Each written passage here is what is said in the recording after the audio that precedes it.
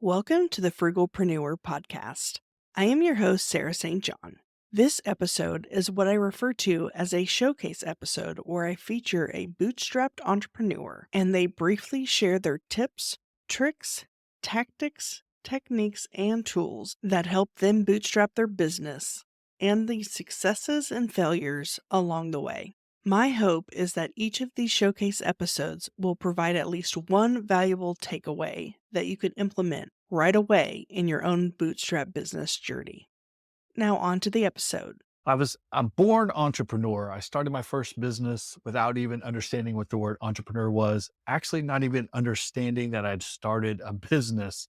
I was a teenager, was trying to make some quick money on the side, and I had been kicked out of a band I was trying to be a part of. I was trying to stay associated with him. So they asked, can you run the sound? And I said, yes, even though I didn't know how to do it. So essentially was created my first business opportunity for myself by saying yes to that, learning how to do it, eventually led into an actual career in music production, doing concert tours, etc. And that was between the time I was 15 until the time I was 30, then transitioned into where my degree field was, which is marketing. And from the age of 30 to age of 52, I've been working exclusively in marketing, starting on the creative side of that process, and then eventually focusing more on strategy and business development. And I did a little bit of corporate marketing, but ultimately got kind of frustrated with the emphasis on structure and the lack of creativity. And I needed to do something a lot more interesting and actually beneficial as opposed to just people getting a paycheck and going to work every day. So started my own business. I did side hustles when I was doing corporate work, but I kind of transferred that into my own business in 2011. And so since 2011, I've had my own business, the Golden Group, a strategic planning and business process consulting firm with 3 business partners. And it all came from that original idea of starting a business or being an entrepreneur, being entrepreneurial before I even knew what that word meant. I just simply said yes to an opportunity that was presented to me and made the best of it. I worked hard, learned, made mistakes, learned from it, and continually moved forward in a great way like an entrepreneur does. I started the Golden Group in 2011, one day after leaving my last corporate job. I really actually didn't have a great plan going into it. I just knew I never wanted to go back to working for someone else again. My last corporate job and the job before that and the job before that were individuals who knew less about running a business than I did. So it was sort of, why are you my boss? Outside of who are the people whose name is on a piece of paper in this company. So didn't have a plan, but I did have my first client. And so I bootstrapped the company off a single client, which is essentially a friend of mine who owned a business, who I was telling him the outrageous expectations of my last corporate boss. Essentially was creating 15-to-1 returns on their marketing budget, was generating $4 million in revenue off of $250,000 in cost, new revenue, not just revenue for the company, brand new revenue. And my friend who owned a company said, well, if you could do 15-to-1 for them, can you do that for me? I said, probably so, at least 10-to-1. And he said, you're hired. So I had my first client before I'd really put my business together. Outside of, I was already working in marketing and business development. I knew that would probably be the emphasis because those were my relationships, my connections, and my skill sets.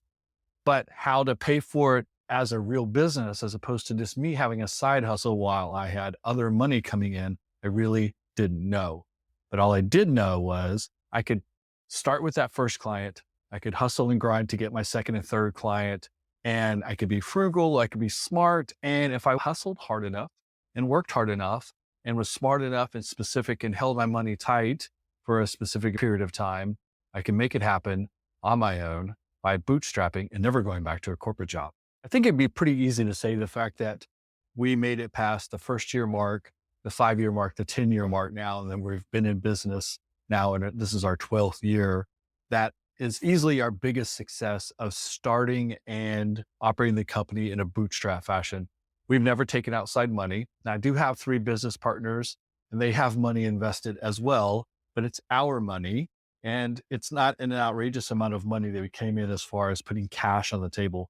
But really, each of my business partners brought different things, including clients with them. So outside of generating new business or having clients that paid us more, we haven't taken in outside money as someone just handing us a check. It's been us, it's been bootstrapped, and we've made it work now for our 12th year of business. There have been high times and low times. We've had success. We've also obviously had failures and things we've learned from. I did find after a couple of years of our launch and working from home, long before anyone was really working from home, that making the commitment to having our first office, making commitment to certain purchases and certain expenditures did elevate us to another level and created opportunities for us to engage clients in a different way, in a better way, expand our potential for our business. So you have to take risk. They should be smart risk and calculated risk, but you do have to take those risks. So I think the biggest success is coming from staying in business for over 12 years. The biggest failures have been when we have been a little bit more risk adverse and when we've been slow to do things that we know we just need to do. We just didn't want to make the commitment because we wanted to keep our money tight because it was our money. But reward comes from risk. And so every time we took a risk, it definitely paid off in great ways. One of my favorite ways to fund a business is through the clients, through work, actually getting someone to prepay or commit to paying so much for work, whether it's on a retainer basis or on a contract, or pre-purchase something that doesn't exist yet. Your purchase order, your first purchase, your first customer could fund your business and allow you to bootstrap instead of taking in funds where you have to dilute or give away equity or other value in the business. So we built the Golden Group off bootstrapping off that first client. That was our anchor. That was the thing that got us launched and allowed us to attract other clients to us because they were our clients. We built off of their good name and the fact that we were supplying them with value. And then just the hustle and grind of attracting new business. We're currently consulting with several startups that will be funded by the first customer. They already have the first purchase order. They already know who's going to spend money with them first. Those early customers, the first customers, not only are supplying us with the financial stability to move forward and make the investments on a bootstrap level for them, but is going to allow the development of the product and the service itself. They are the beta testers and the first customers. They're also the funder. They're the bank, if you will. So you can bootstrap by establishing your first customer early, by pre-selling or getting a commitment or getting security from them that they will be your customer, guaranteed, not hope and pray, but guaranteed. You can then fund the rest of your business off that early purchase. This is the best time in history to start a business. That's one of the reasons that a lot of people are doing it. But the tools are in place, the technology is there, the connectivity, the open-mindedness, the understanding that business doesn't have to be the way it was in the 1950s or in the 1960s, or even in 2000. That starting a business is completely different now, and there's so many options to low cost, no cost businesses, to having something that's virtual or web-based or something that you can control yourself.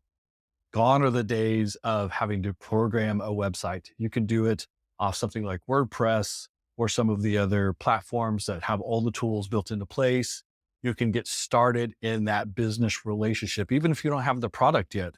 Going back to the idea of having your first customer be your beta tester, allow you to develop the product and then sell it to them with their money funding the initial run of the product. So you can build something on the side as a side hustle. You can build it virtually. You can just start developing an audience online using social media or other online avenues. You have all these tools in place in order to understand your audience, understand your customer, understand the product or service that you're trying to develop for them, the problem you're solving for them, how they want it, how much they're willing to pay for it, even getting them to pay for it before it's real, and using things like crowdsourcing, et cetera. All of these options can come together to give you a leg up, to give you the opportunity you wouldn't have had previously to start a business and keep it your business by bootstrapping and by having it paid for by the consumers, by the product flow, by sales. as opposed to taking an investment. You can retain control, retain equity, and you ultimately retain the success that you can create with it.